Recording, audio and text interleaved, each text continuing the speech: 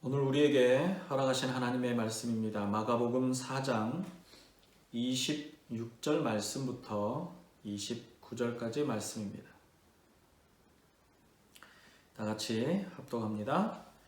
또 이르시되 하나님의 나라는 사람이 씨를 땅에 뿌림과 같으니 그가 밤낮 자고 깨고 하는 중에 씨가 나서 자라되 어떻게 그리 되는지를 알지 못하느니라.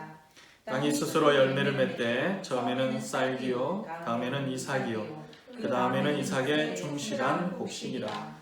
열매가 익으면 곧 낫을 내나니 이는 추수 때가 이르렀음이라.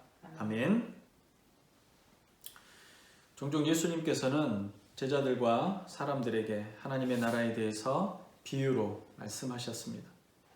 비유의 말씀들은 믿음의 눈으로만 이해하고 볼 수 있는 비밀한 말씀이기도 합니다. 비유는 모든 사람들이 이해할 수 있도록 쉬운 말로, 또 쉬운 상황 설명으로, 또 쉬운 적용이 되지만 집중하지 않거나 믿지 않는 사람들에게는 도무지 이해할 수 없는 말씀이기도 합니다. 예수님께서 이 땅에 오셔서 말씀을 전하시던 당시 이스라엘은 로마의 지배 아래 있었습니다. 그들은 선지자들의 글들을 통해서 장차 자신들을 구원해 줄 메시아를 아주 오랫동안 기다려왔습니다. 구원자 되시는 분, 자신들을 애굽의 지배로부터 구해내 약속의 땅으로 인도해내신 하나님, 그 하나님을 믿고 신뢰하고 있습니다.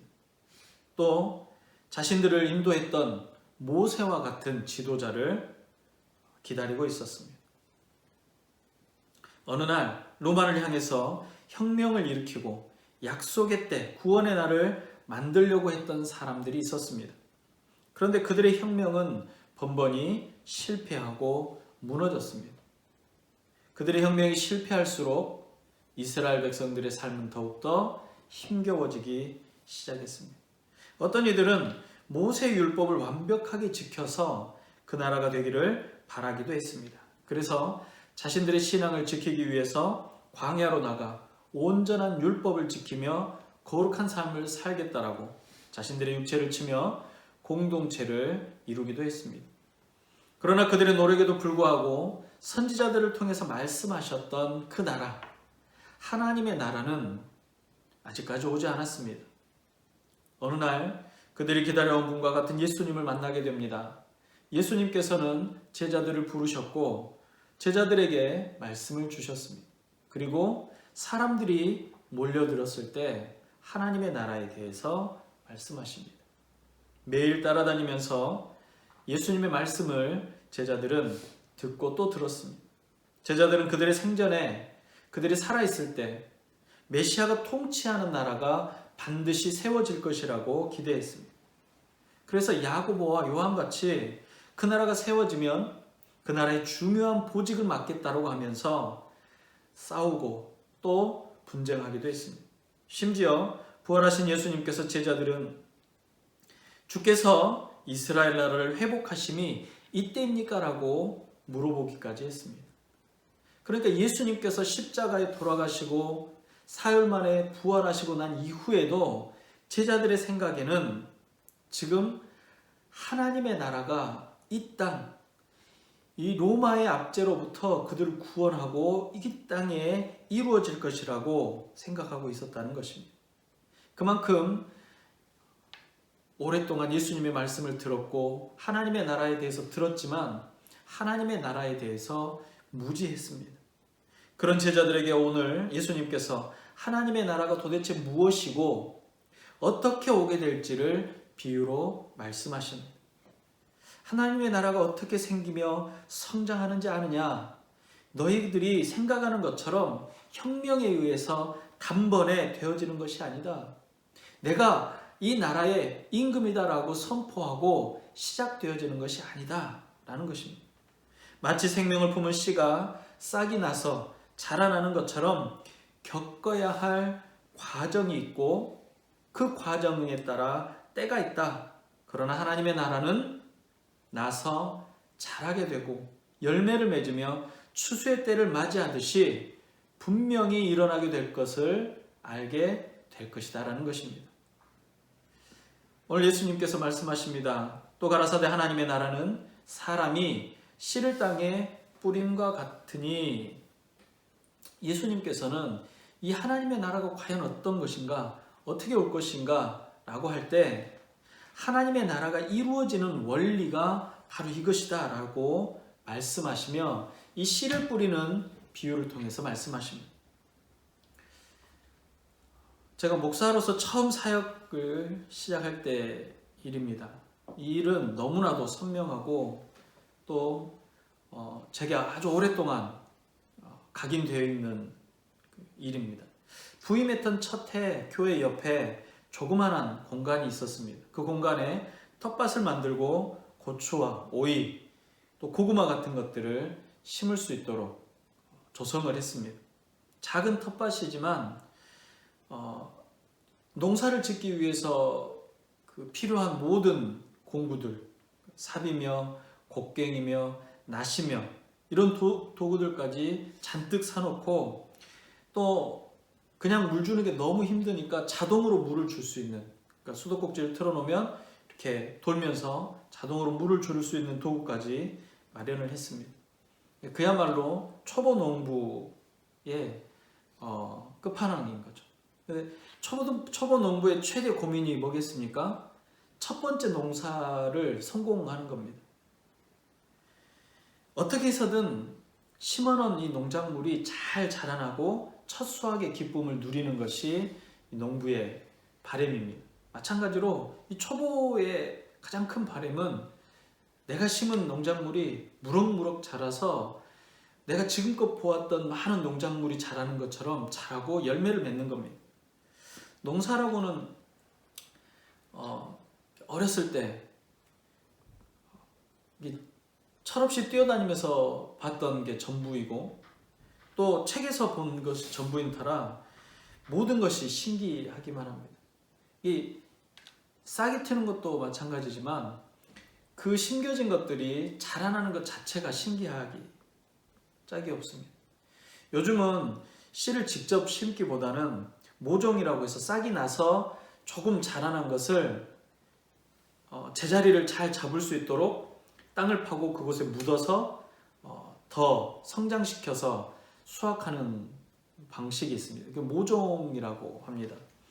모종은 씨를 뿌려서 자라나게 하는 것보다 훨씬 더 성공 확률이 높습니다.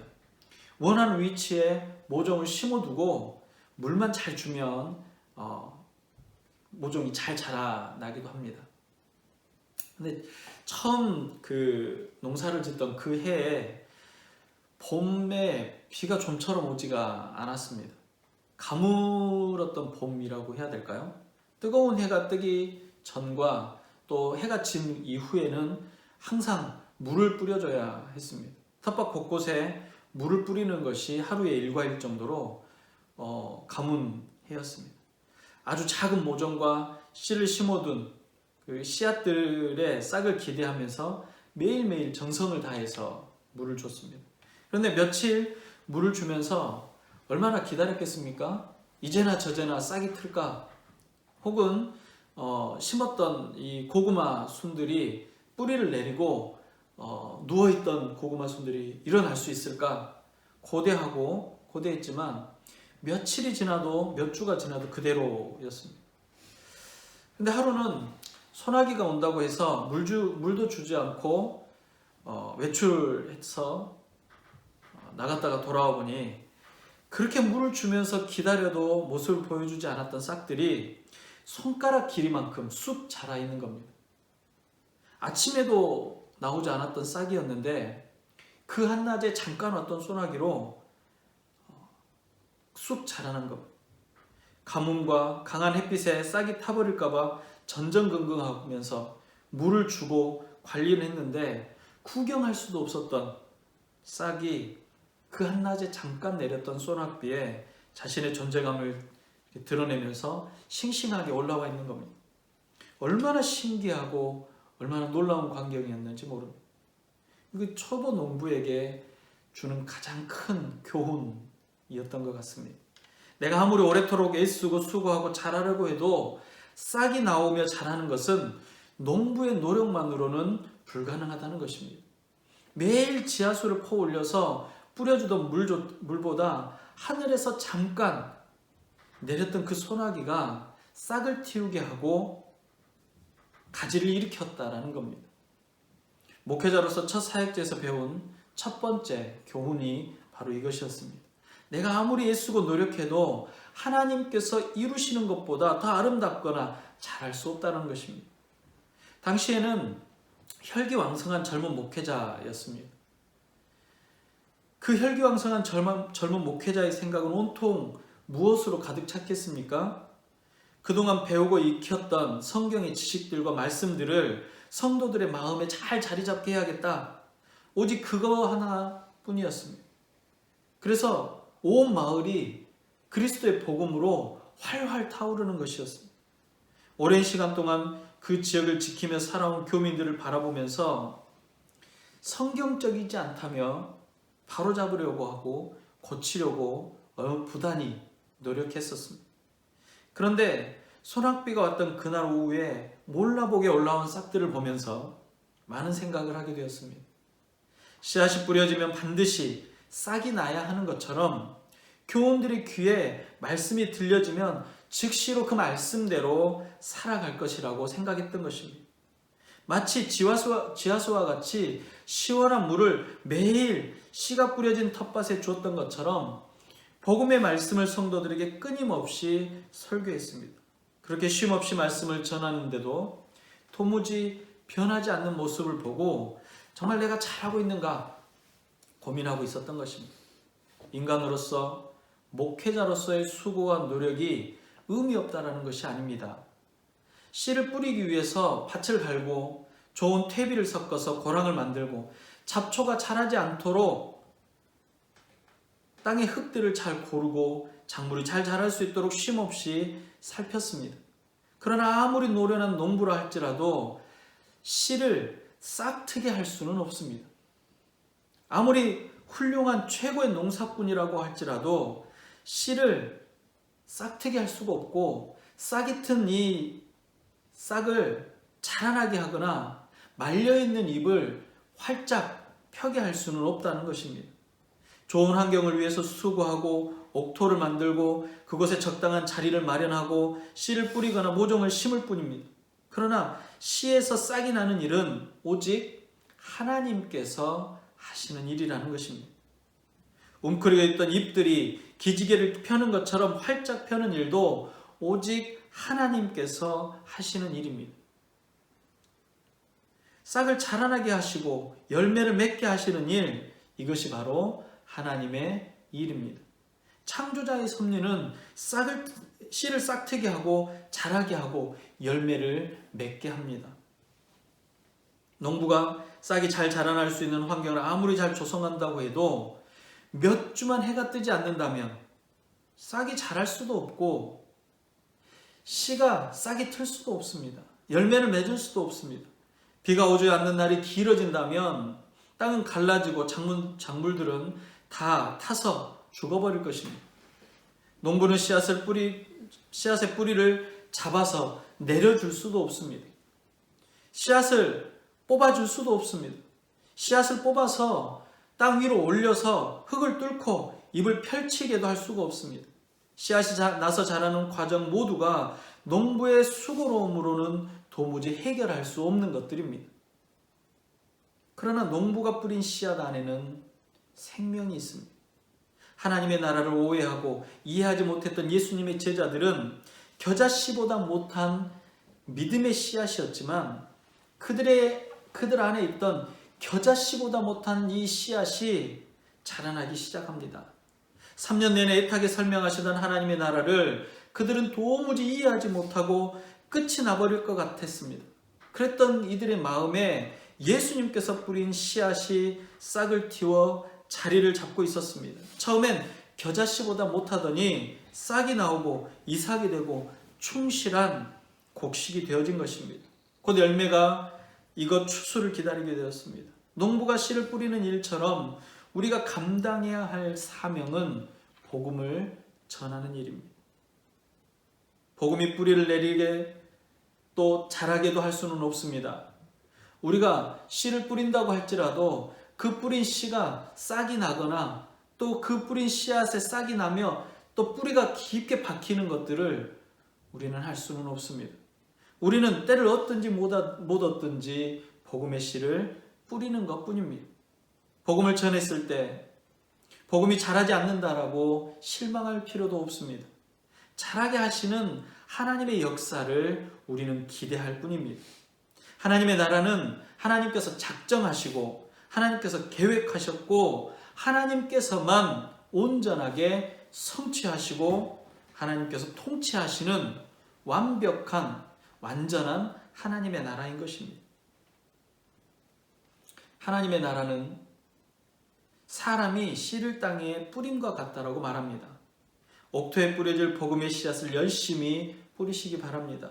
하나님의 나라는 곡식이 자라는 것과 같습니다. 농부의 수고로움이 아니라 하나님의 수고로움으로 복음의 씨앗이 나서 자라게 됩니다. 하나님의 수고로움으로 열매를 맺는 것인데 처음에는 복음의 싹이 올라올 것입니다.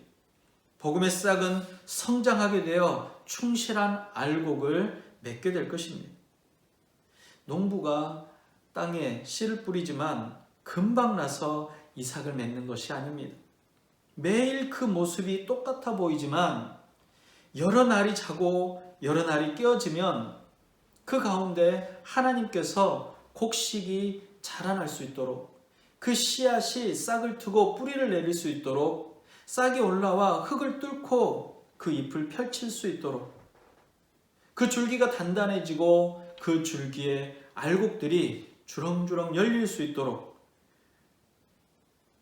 자라서 이삭을 내고 충실한 알곡을 거둘 수 있도록 하나님의 역사가 임할 것입니다. 우리가 읽은 본문 이후의 비유의 말씀이 겨자씨의 비유의 말씀입니다. 겨자씨는 가장 작은 씨앗입니다. 땅에 심을 때 작은 씨앗이지만 나중에 점점 자라서 큰 나무가 되고 새들이 깃들이는 무성한 나무가 되듯이 복음의 역사도 그와 꼭 같다라는 것입니다. 우리가 한 사람에게 복음을 전할 때 그 사람이 금방 성숙한 신자가 되어지는 것이 아닙니다. 어떤 사람도 복음을 전해 듣고 금방 성숙한 성도가 될 수가 없습니다. 그러나 계속해서 농부가 물을 주고 농부가 수고하고 잡초를 메고 그 곡식을 가꾸는 것처럼 계속해서 양육하고 사랑으로 돌보는 가운데 그 안에 하나님의 역사하심이 그를 성숙해 할 것이라는 겁니다. 아름다운 열매를 맺는 성숙한 그리스도인으로 자라나게 되는 것입니다. 우리가 전하는 복음 안에는 놀라운 생명력이 있기 때문에 믿음으로 뿌리기만 하면 반드시 싹을 내고 성장해서 풍성한 열매를 거둘 수가 있습니다. 이것이 바로 복음의 특징입니다. 이것이 바로 하나님의 나라의 비밀입니다. 예수님께서 예루살렘에 뿌린 복음의 씨앗은 아주 작았습니다. 그러나 그 씨앗이 점점 자라고 퍼져서 온 유대와 사마리아와 땅 끝까지 이르러 전파되고 하나님의 나라를 선포하는 역사가 이루어졌습니다. 이제 열매가 익어 곧 낫을 되는 날이 옵니다. 추수의 때가 곧 임하게 됩니다. 씨를 뿌려야 할 때와 물을 주고 돌봐야 할 때, 추수를 할 때를 농부는 압니다. 그 농부를 지혜로운 농부라고 우리는 말합니다. 열심히 땀을 흘려 씨앗을 뿌리고 심고 가꾸고 살되 생명을 살리게 하시는 분은 하나님인 것을 잊지 않는 농부는 지혜로운 농부입니다. 우리는 모든 일에 하나님께만 영광을 돌리는 것입니다. 하나님의 나라의 일은, 복음의 능력은 사람의 노력으로 성장하거나 열매를 맺지 않는다는 사실을 잊으면 안 됩니다. 지혜로운 농부가 때를 따라 수고를 또 땀을 흘리되 생명을 성장케 하시는 하나님께 영광을 돌리듯이 복음의 씨앗을 뿌리며 복음의 능력 앞에서는 우리는 우리의 삶에 이루어지는 하나님의 역사에 하나님의 영광을 돌리는 것입니다.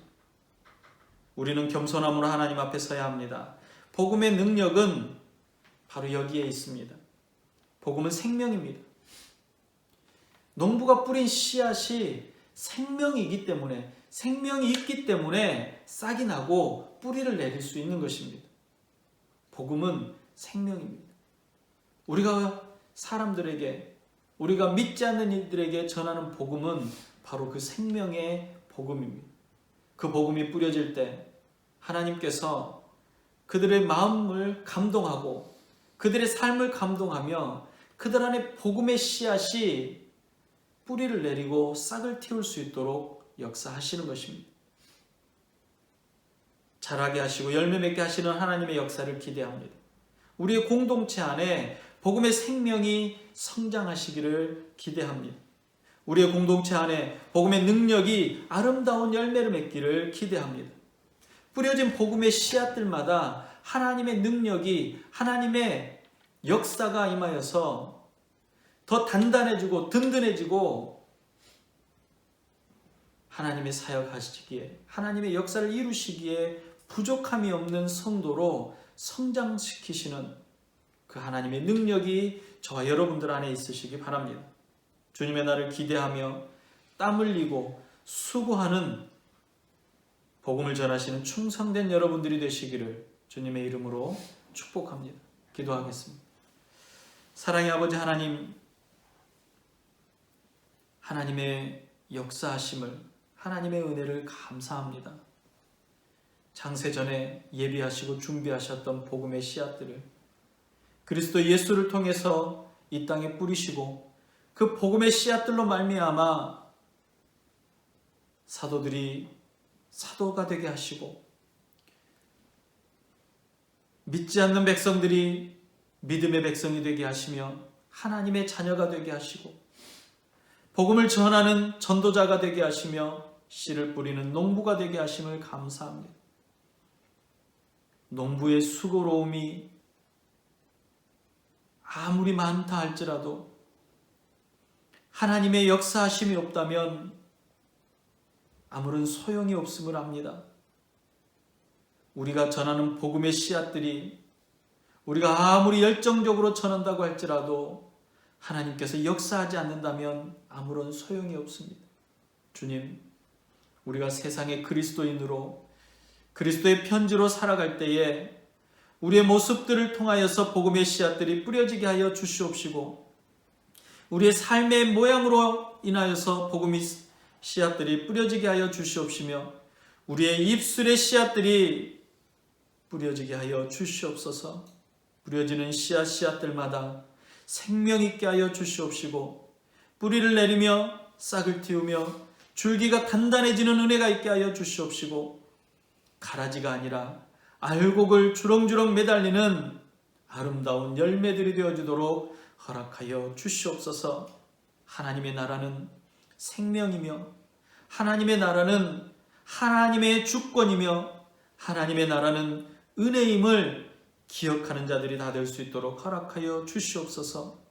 우리들의 공동체 안에 성장하는 은혜가 있게 하여 주시옵소서. 때를 따라 비를 주시고 때를 따라 해를 주시고 때를 따라 양분을 허락하셔서 점점점 성장하며 그 나무에 많은 새들이 깃드는 겨자씨와 같은 은혜가 우리 공동체 안에 있게 하여 주시옵시고 복음을 전하는 모든 일들마다 지치지 않고 낭망하지 않고 실망하지 않는 은혜를 허락하여 주시옵소서. 아버지 하나님, 정말로 어렵고 힘든 시대를 살아갑니다. 고통과 아픔 가운데 있는 여러 성도들, 믿지 않는 이들, 자연재해와 또 질병의 고통으로부터 신음하는 이들, 환경과 삶의 어려움에 처해 힘겨워하는 이들 안에 복음의 씨앗들이 자라나게 하여 주시옵소서. 기쁨의 씨앗들이 자라나게 하여 주시옵시고 하나님의 약속의 씨앗들이 자라나게 하여 주시옵시며 하나님의 능력이 그들 안에 평강과 위로가 될 수 있도록 허락하여 주시옵소서. 오늘도 우리 안에 복음의 씨앗이 무엇인지를 일깨워 주시고 살아 역사하시는 하나님의 능력을 바라보게 하시는 우리 구주 예수님의 이름으로 감사하며 기도드리옵나이다.